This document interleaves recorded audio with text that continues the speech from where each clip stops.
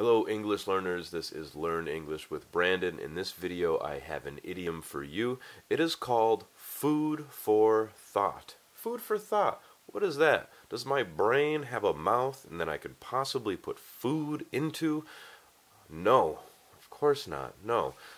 Food for thought. Food for thought is what we say when something is when something is complex, when something is conceptual, when something requires thought.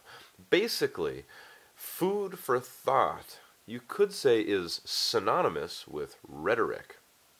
Rhetoric is a type of language that we use to get people to think about something. We ask questions that make them think and contemplate a thought or a notion, and this, we could say, this is food for thought, or this is a rhetorical statement or a rhetorical question. Food for thought. In a previous video, I said that if you can control the way people speak, you can control the way they think. This is food for thought, meaning this is something to think about. When we give complex statements, or when we give evergreen content, content that will be always valuable,